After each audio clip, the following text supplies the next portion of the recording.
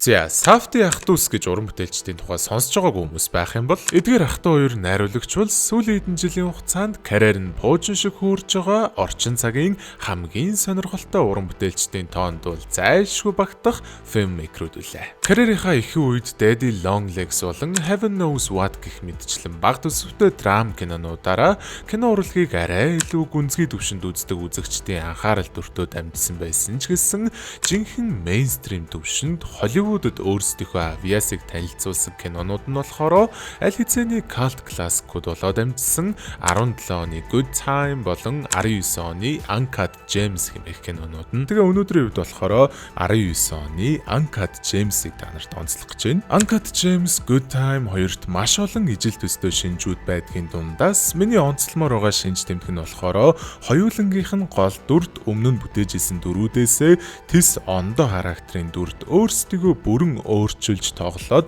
тэрүүгээрээ хамгийн гол нь карьерийнхаа хамгийн гайхалтайгээ тэлжгэж болох уус маш өндөр зэрэглэлийн перформансуудыг үзүүлж чадсан хоёр жүжигчин байдаг шинжин. Роберт Паттинсоныг бол манайхаа угаасаа мэдж байгаа Twilight-ийн Edward-ийнхаа дүрээр анх танигдж гарч ирэхдээ зүгээр л нэг ямар ч авьяасгүй хийоосон царайлаг жүжигчин гэж хүмүүсийн дунд хэлэгдэжсэн ч сүүлийн хэдэн жилийн хугацаанд карьераа огцсон эргүүлэнгүүтээ янз бүрийн сонин содон чанартай арт хаус кинонуудад өөрийгөө сорин яг нухацтай төвшний өндөр чадвартай драм жүжигчин гэдгээ батлаад авсан. Ингэж карьераа эргүүлэх үйл явцыг нь эхлүүлж өгсөн анхны арт хаус кинонуудынх нь нэг бол яалтчгүй Good Time мөнөөсөө мөн тэгвэл мөн адил Uncut Gems дээр ч гэсэн Адам Сэндлер буюу өчнөн олон маш чанаргүй зүгээр л нэг тархиа унтраагаад үзэх зориулттай инээдмийн кинонуудаараа хүмүүст танигдаад яг жүжигчин хүний ур чадвар гэдэг талаасаа бол хэнд ч өчүүхэн ч үнэлэгдэж үзээгүй байсан комеди актер хүн эсэргээрээ триллер, драм киноны маш их ур чадвар шаардагдсан гүн гүнзгий бичигдсэн дүрийг бүтээсэн байдаг. Хамгийн гол нь Адам Сэндлер энэ дүрээ үнэхээр л маш гайхалтай бүтээж чадсан. За тийм байна. Тэгээд маш хайртай уран бүтээлчдийнхээ маш хайртай бүтээлийг та нарт танилцуулах гэж байгаадаа бүр маш баяртай байна. Тэгээд киноныхоо үйл явдал руу гарцгаая да.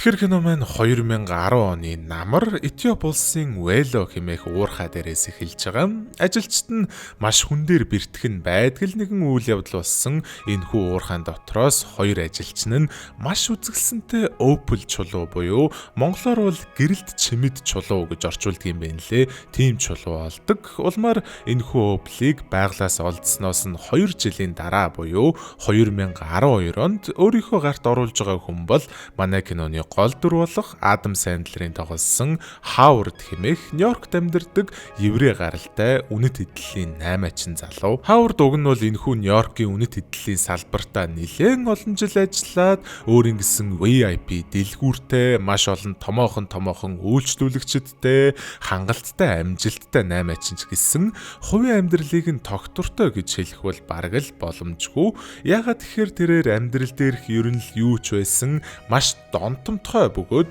эцэс төгсгөлгүй шуналдаа хөтлөгдөн үр тавиад ч хамаагүй NBA-ийн тоглолтууд дээр байнгын бооцоо тавьж идэг гамблинг аддикт нөхөр байгаа. Гаднаас нь харахад маш үзэгсэнтэй сайхан их нэртэй, хөөрхөн хүмүүжлтэй хүүхдүүдтэй, за мөн Америкийн нэгдсэн улсын хамгийн өрсөлдөөн өндөртэй Нью-Йорк хотод өөрийн гэсэн сайхан том гэр оронтой, хувийн дэлгүүртэй, дэлгүүрээр нь бүр NBA-ийн суперод Кевин Гарнет хүртэл үйлчлүүлдэг гэд маш сайхан амьдралтай харагдаж болохч энэ тэндгүү өчнөөн жижиг сажиг өртөөгөөс гадна эхнэрийнхээ төрсэн ах болох Арно гэж хүнээс $100,000 зээлчгээд одоо хүртэл өгөхгүй тэгээд тэр ахих нь хүсэлсэн хоёр эвгүй нөхөр байнгын л өөрийг нь дарамтлаж байгаа.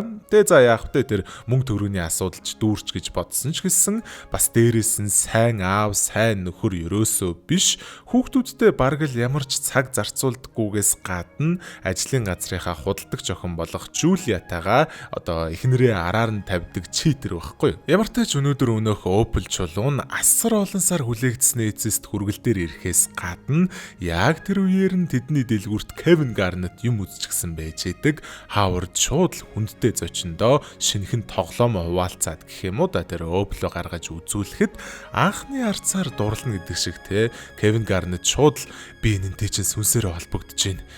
Би энийг авах хэрэгтэй. Надаа хэдээр зарах юм. гэж чичрээд эхэлдэг. Даанч мэдээж Хавард Африкийн Этиоп улсаас за бараг л хууль бус аргаар дээгүүр доогуур өчнөө юм болж иж загасны мах дотор энэ төр нуун байж авчруулсан болохоор хувь хүнд зарах төлөвлөгөөгүй байсан нь ойлгомжтой.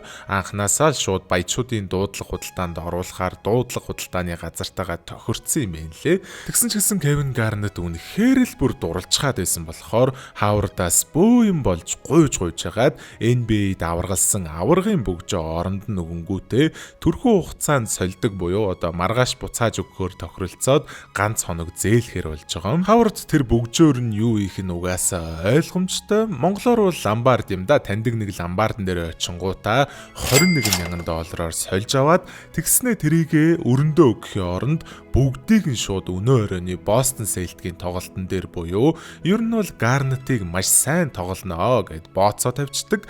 Бооцоог нь өөрөөрөө дамжуулж тавьж өгдөг хүн нь Kevin Garnett-ийн форм энэ үлрэл муу агааштай малаа. Мөнгө чинь илүүдэд байгаа юм уу гэж сануулсан ч гэсэндээ Opel чулууг нь аваад явцсан болохоор чулуунаасаа эрч мүч хүч одоо аваад амар сайн тоглоно гэж мэдэрсэн юм уу яасан. Өчүүхэн жиргэлзээгүүл мөнгөө үлдээчгээд гараад явдгийн. Хамгийн гол нь Howard яг зөв мэдэрсэн байдаг буюу Kevin Garnett бүр 27 оноо 13 самбраас бөмбөг авалтын төр оройн хийгээд бүр хүн амир үзүүлээд Boston Celtics-ийн өрсөлдөгчөө 101-76-гаар бут нэргээдэгдэг. Улмаар Howard бөөн баяр хөөр болсоор нууц амраг Жулиагийн дэ очиж шүнжин биологи хичээл хийгээд ерөнхийдөө л амьдрал нь гайгүй сайхан болоод байх шиг санагдчихсэн ч маргааш өглөө нь Kevin Garnett чулуугаа авчирж өгдөггүйгээс гадна Kevin Garnett-тай хамт явж исэн найз нь чи юун сүртэй бэ өгшөө энтер гэж жоохон шогдох гээд. За тэгээ бүр тоогүй дахиад нэг юм гэвэл өнөөх $100,000 өртөө аарно гэж хадам ах нь манай үнийг ингэж өөрт нь мөнгө өгөлгүйгээр тэр мөнгөөрөө бооцоо тавих гэж байгааг нь гадарлчингуудаа дагаж явж байгаад нөгөө бооцоо тавьж өгдөг хүнээс нь мөнгийг нь булаагаад авцсан болж таардаг. Тэгэхээр өчигдрийн бооцоо нь амжилтгүй болсон л гэсэн. Амжилтгүй болсон ч биш бүр тавигдаж ч амжаагүй л гэсэн үг шүү дээ. Яадаг ч л байсан чулуугаа олж авъя гэж бодонгуудаа дахин нэг удаа Kevin Garnett-ийн найз руу залгаж асуухад яг одоо би авцсан явж байна. Өнөөш нь болох weekend-ийн ивент дээр чи ирнэ үсттэй. Тэнд уулзаад чулууг чинь би өгье гэж хэлдэг. Howard яадаг лайвэ гэж бодож исэн ч өнөөх ивент рүү яваад очлоо. Тэгсэн чинь заяа нөгөөх нь надад байхгүй штэ Kevin Garnett-д байгаа гэж хуцуул яах вэ? Тэгээ чулуу чамд байхгүй юм бол яах гэж энд ирсэн гэсэн чинь weekend-ийн тоглолтыг үзэх гээл ирлээ штэ гэж. Тэгээ Howard дуурандаа барилцаж аваа зодтолтын ирмэг дээр салсныхын дараахан өнөөх дэлгүүрийнхэн ажилтан нууц амраг Julian 0-д weekend-тэй хоёулахнаа орцсон. Weekend бүр үнсчих гээл оролдчих гээл бүр айгүй эвгүй байдалтай байж идэв. Уг нь бол Julia weekend-тэй ямар нэгэн биологийн төрлийн юм хийх санаагүй зүгээр л жоохон явуулж агаад Howard-ийн дэлгүүрийг санал болгоод Howard-д weekend-ийг үйлчлүүлэгч болгож авчирж өгөх гэжсэн гэх юм уу та. Тэгээ тэгж л дараа нь өөрөө ярьдэн штэ. Тийм санаатай байсан юм шиг байлээ. Даанч тэгээд Howard бол тэгж ойлгохгүй штэ. Шууд бүр амар уурлаад хардаад төмний өмнө шившгээ тарьдаг буюу гадаа ноочрлж исэн өчнөө хүмүүсийн урд хүн амар хэрэлдээд боли салыг дуусаа гэж сүр бадруулаад орилоод яваад өгдөг. Howard шиг ингэж амьдралдаа хариуцлагагүй хандахыг хүсэхгүй байгаа. Ирээдүйхээ төлөө хичээж байгаа. Энэ жил 12 дугаар ангиа төгсөх хүүхдүүд байвал нэг гоё мэдээ надад байна. Мандал санхүүгийн нэгдэл санхүү эдийн засгийн их сургууль хоёр хамтран ажлын байр болон тэтгэлэгтэй элсэлтийг зарласан байгаа. Энэхүү элсэлтэд тэнцснээрээ та 3 жилийн дотор бакалавр хамгаалах боломжтой СЭЗ-ийн хөтөлбөрт 100% тэтгэлэгтэй хамрагдах боломжтойгоос гадна тэтгэлгээр бакалавра хамгаалахынхаа хажуугаар мандал санхүүгийн нэгдэл цалинтай ажиллаж бизнесийн ертөнцид хөл тавин асар их чадварт практик дээр туршлагажих боломжтой. 4 сарын 20-оос 6 сарын 1-ний хүртэл үргэлжлэх энэхүү элсэлтнээс нийтдээ 20 сурвалжлагчийг шалгаруулад 7 сурагчид 100% тэтгэлэг болон цалинтай ажлын байр, дахиад 7 сурагчид 50% тэтгэлэг болон цалинтай ажлын байр, дахиад 6 сурагчид цалинтай ажлын байрыг тус санал болгож байгаа болохоор манайхан description дээр байгаа линкээр явж орон илүү дэлгэрэнгүй мэдээлэл аваад энэхүү элсэлтэд маш идэвхтэй оролцож боломжийг атгаад аваарай. Ашгүй зам маргааш нь Кевин Гарнет өөрийн биеэр өнөөх чулууга тэдний дэлгүүр дээр авчирж өгдөг. За гэтээ нэг юм байгаа нь нээрнгээсээ л ёстой энэ чулууг яаж иж байгаа л өөрийн болгомоор байгаа юм бэ нэлээ л дээ. Бэлнээр $175,000 аваад ирцэн энийг надад зарчхаа өгшөн гэд гуйгаад болдгүй. Гэтэл мэдээж хаавар зарахгүй л дээ. Уучлаарай өгшөн дуудлага худалдаанд өгөхгээ тохирцсон юм аа. Үнэхээр амар байх юм бол тэр дуудлага худалдаанаас авчхаа гэд буцаагаад авдаг. Тэглээч угаасаа энэ чулуу нь юу $175,000 яг шударгаар тооцох юм бол $1 сая давхаар хэмжээний үнэтэй байхгүй юу? Тэгснэ за Кевин Гарнет бөгжөө эргүүлээд авъя гэсэн чинь Хавард ламбард нь тавиад тууцсан шүү дээ, тэ. Удахгүй буцаагаад өгөө гэд Кевин Гарнет бол чулуугаа авч чадахгүй, чемпионшипээр ингэж авч чадахгүй, үнэхээр л бөөн тилт болгоороо явж байгаа. Ямар ч тач Хавард чулуугаа авсан даруйдаа шууд өнөөх дуудлага худалдаанд аваачиж өгснөөр чулуугүй болцсон Кевин Гарнет маань тэр оройныхоо тоглолтод ёстой шал арчаад амар муу тоглоодохдаг. Тэгээ нэг сонирхолтой баримт гэвэл энэ кинон дээр гарч байгаа бүхэл энэ Кевин Гарнетийн тоглолтууд яг бодит амьдрал дээр 2012 онд болж исэн жинхэнэ тоглолтуудын үзүүлэлтүүд, жинхэнэ тоглолтуудын дүрснүүд баггүй юу. Нэрнгээсээ л яг тухайн үйлрэлдээ жоохон формуутай байсан ирнэ. Яг энэ сервисийн тоглолтуудынхаа зарим дээр нь огцом амар өндөр үзүүлэлт үзүүлж исэн байд юм бэлээ. Тэгэхээр Сафт яхтус бас анх энэ кастинга хийхдээ Кевин Гарнетийг энэ дүрдээ сонгосон нь бас зүгээр нэг рэндом сонголт биш байсан байгаа. За тэр ч яг хуу маргааш нь өнөөх дуудлага худалдааны газар нь манай үний чулууг жоохон буруу, дутуу үнэлцдэг буюу $155,000 үнэлээ наадыг. Хавард угаасаа Кевин Гарнетийг ирнэ гэдгийг мэдчихсэн болохоор ядчил өнөөх $175,000 нь хүргээд зарахын тулд хадам аавтайгаа хувилдаад хадам ааваараа үнийг нь өсгүүлж өрсөлдүүлэхээр болчдөг. Зүгээрээ хин чин тухай мэдэхгүй. Авах мөнгөнийхөө 20%-ийг би танд өгье. Гарнет энэ чулуунд хувцдуулчихсан байгаа. Заавал аавна би мэдчихээн. Удалгүй дуудлага худалдаан ч эхэллээ. Гарнет ч үнэ удаа дараалан өсөглөө. Хадам аавч тэрийн дагаад удаа дараалан өсөглөө гэд $20,000-оос өсөөр яг хүсэжсэн $175,000 бүр давуулаад Гарнетийг $180,000-ын санал тавиулж чадсан ч гэсэн Хавардын шунал дандаа л өөрт нь лай болж байдгийн дагуу $180,000-д нь л өгөө дуусгачихгүй нэмж авах гэж шуналтаад хадам аав руугаа дахиад өсөг гэж дохио өгснөөр хадам аав нь $190,000 болгоод өсөгчдөг. Гарнет хэсэг бодож жогоод хичнээн тэр чулууг авахыг юунаас ч илүү хүсэжсэн ч гэсэн хамт ирсэн санхүүжийнхээ үгэнд ороод үргэлжлүүлж нэмэлгүй буугаад өгчдгийг.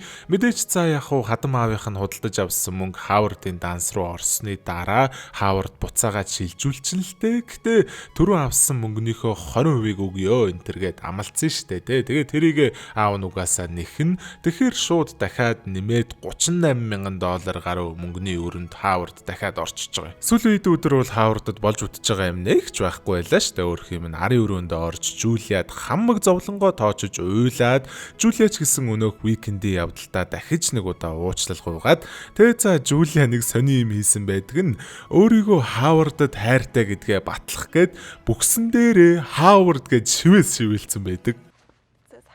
What did you do? Why would you...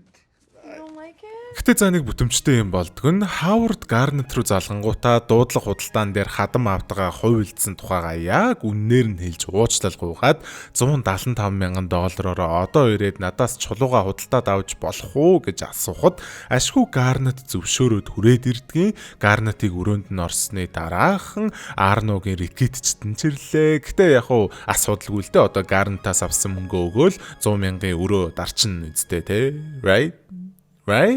Ганц гарах хаалган дээр нь Арногийн хүмүүс өөрийг нь хүлээж байгааг Хавард мэдчихсэн болохоор Жулиа руу мессеж өчээд хажуу талын дэлгүүр рүү оруулангуудаа арын өрөөнийхөө цонхоор тэр хажуу талын дэлгүүрийнхээ цонхон дээрх Жулиад мөнгө дамжуулаад $170,000 бүгдийг нь өнөө өрөөний Кевин Гарнетийн тоглолтын дээр бооцоо тавихаар болж байгаа. Гарнетийг гарсны дараахан Арног орж ирэхэд Хавард Гарнет сая Азийн чулууга аваад явсан. Өнөө өрөө цаач нь аална. Тэгээ би сая бүх мөнгөө бооцоо тавих гээд өгөө явуулчлаа гэж хэлэх audacity байгаа юм бэлээ. Нөгөө хэд нь яг одоо залгаад бооцоогоо болиулаадах гэж сүрдүүлж үзлээ, тайвнаар гуйж үзлээ. Угаасаа Хавард залахгүй нь ойлгомжтой. Сүүлдээ за болвол гээд өөрөөсөө араас нь гарч хайх гэжсэн ч боловч Хавард тэднийг яг гарах хаалганы голын зайд зогсож байгаа үеэр нь түгжиж хаяад санаа зовоодох шаардлагагүй. Гарнет чулуугаа аваад явсаа. Өнөөдөр будаа уулгана. Наана байж заа юу. Хамтдаа тоглолтыг үзье хэмээн. За тэгээд тоглолт нь эхэлж байгаа маа. Би ер нь бит тавьж үзэж байгааг болохоор бас яг яаж ажилдаг, ямар нөхцлөөр тавьдгийг сайн ойлгохгүй байгаа заа юу. Гэтэ Хавард лав Кевин Гарнетийн баг нь тэдээс дээш оноогоор хожино. Кевин Гарнет нэг үед тэдээс дээш оноо авна, тэдээс дээш самбраас бөмбөг авна гэд нилээдэн нөхцөл нийлүүлээд бооцоо тавьсан юм шиг байлээ.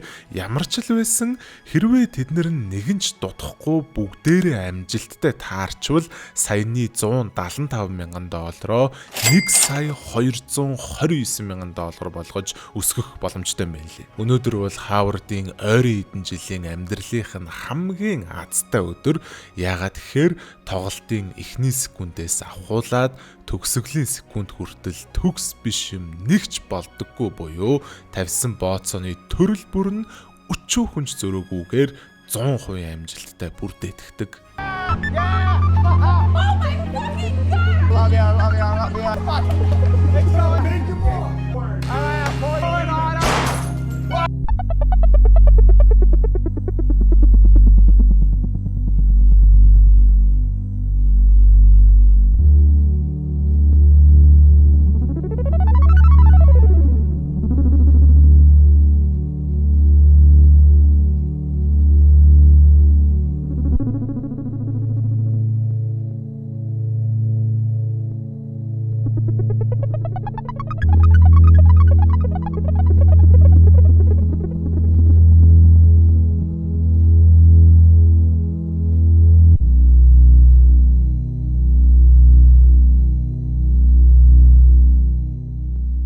За тэгээ киноны маань үйл явдлын дүрээд өндөрлж байна. Тэгээд угаасаа ерөнхийдөө бол киноны бас хөгжим нь үнэхээр гоё. Тэгээд тийм болохоор та нар бас мэдээжтэй би саний тайлбар дээрээс та нар хөгжмийг авч чадахгүй одоо юу ч байдیں۔ Зарим жүжигчдийн диалог ч юм уу зөндөө олон зүйлсийг угаасаа та нар яг ингээд товчлоод ярьж өгж байгаа тайлбараас хүлээж авч чадахгүй шүү дээ. Тэгэхээр мэдээж кинонууд зарим кинонуудыг бол яг би хэлдэж шүү дээ. Товчлуулчих зүгээрээ бүтэн үзээд угаасаа цагийн гарц гэдэг шүү дээ. Гэхдээ зарим яг үнэхээр цагийн гарц биш үнэхээр л яг бүтнээр нь үзэх ёстой чанартай кинонуудыг бол та хэдмээ сайхан үзээрэй. Тэгээд ямар ч үсэн энэ Uncut Gems-ийг бол бүтнээр нь үзээрэй гэж бол би яалтчгүй санал болгоно. За тийм байна да. Тэгээ өнөөдөр минь бичлэгийн дүрээд өндөрлж гин хэдүүлээ дараачихаа бичлэгээр тун удахгүй уулзах болохоор төвчээртэй сайхан хүлээж агаарай.